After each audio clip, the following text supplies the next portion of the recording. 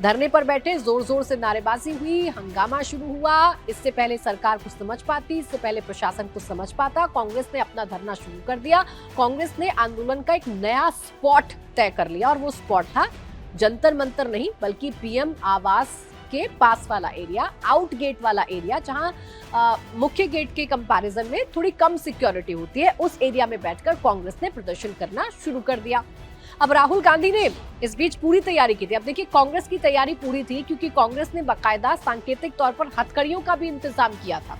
Plastic के band मंगाए गए थे, वो बैंड जिनका अमूमन आप और हम पैकिंग में इस्तेमाल करते हैं, वो बैंड मंगाए गए थे और कांग्रेस के कार्यकर्ताओं के हाथों में, उनकी सांसदों के हाथों में, मल्लिकार्जुन खड़गे के हाथों में, राहुल गांधी, प्रियंका गांधी, केसी वेणुगोपाल, इन तमाम लोगों के हाथों में वो सांकेतिक हथकड़ियां बांधी गई। और जब जब पुलिस वाले राहुल गांधी से बात करने की कोशिश कर रहे थे, तब तब राहुल गांधी सांकेतिक तौर पर हथकड़ियां दिखाकर ये बता रहे थे कि वो यहाँ से हिलने वाले नहीं है।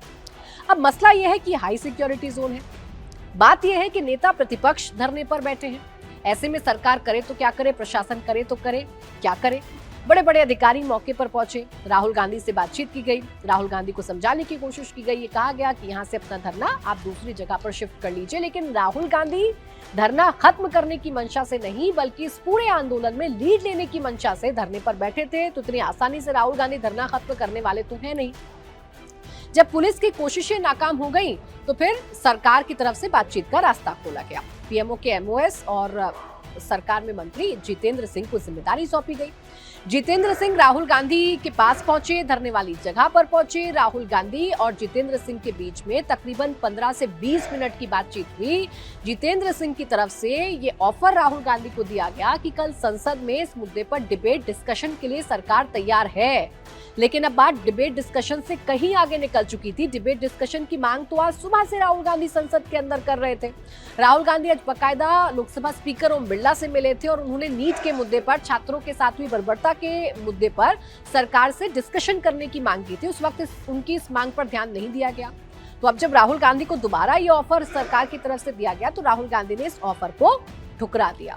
राहुल गांधी ने कहा कि अब डिबेट और डिस्कशन नहीं होगा, अब बातचीत नहीं होगी, अब सरकार को कार्रवाई करनी पड़ेगी, सरकार को जवाबदेही तय करनी पड़ेगी। और जब तक शिक्षा मंत्री का इस्तीफा नहीं होता है तब तक राहुल गांधी अपना धरना खत्म नहीं करेंगे। ये राहुल गांधी ने कह दिया। जितेंद्र सिंह को बैरंगी वापस लौटना पड़ा।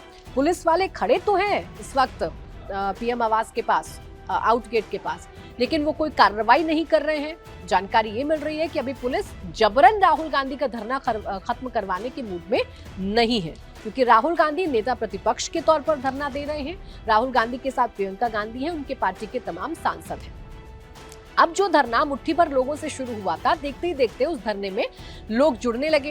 कांग्रेस के कार्यकर्ताओं को जैसे जैसे जानकारी मिल रही थी कि राहुल गांधी धरने पर बैठे हैं, तो कांग्रेस के कार्यकर्ता भी धरने में शामिल होने लगे और देखते ही देखते भीड़ जुटने लगी।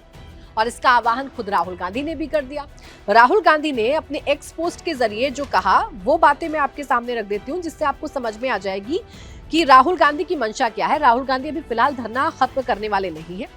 राहुल गांधी ने एक्स पोस्ट पर यह कहा कि छात्रों पर हमला हर भारतीय पर हमला है। प्रधानमंत्री मोदी को लगता है कि वो बिना जवाब दिए, बिना किसी नतीजे का सामना किए बच निकलेंगे, नहीं कर पाएंगे। इस बार तो बिल्कुल नहीं। मैं हर उस देशभक्त भारतीय से अपील करता हूं जो मानता है कि हमारे छात्रों को न्याय मिलना चाहिए, प्रधानमंत्री आवास के सामने हमारे धरने में शामिल हो। भारत के छात्रों की आवाज को नजरअंदाज नहीं किया जा सकता है। तो राहुल गांधी की इस अपील से समझा जा सकता है कि राहुल गांधी और उनकी पार्टी की आगे की रणनीति क्या है। राहुल गांधी इस धरने को अभी तो खत्म करने वाले नहीं है और खुद से तो खत्म करने वाले नहीं है। ये तो अब लगभग तय हो गया है, क्योंकि एक राउंड की बातचीत जो सरकार ने राहुल गांधी से की थी, नेता प्रतिपक्ष से की थी, वो बातचीत नाकाम हो गई है, वो बातचीत फेल हो गई है। अधिकारी पुलिस के खड़े जरूर है, लेकिन वो कुछ करे ऐसा भी दिख नहीं रहा है। बातचीत से ही मसले को सुलझाने की कोशिश की जा रही है।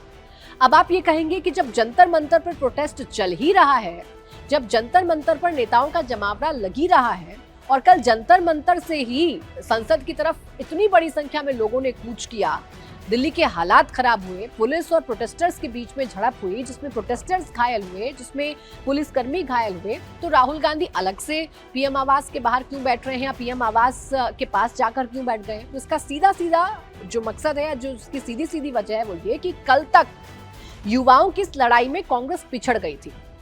युवाओं की इस लड़ाई का चेहरा अरविंद केजरीवाल बनने की कोशिश कर रहे थे। समाजवादी पार्टी के सांसदों ने भी कल इस मार्च में शामिल होकर अपनी भूमिका साबित कर दी थी।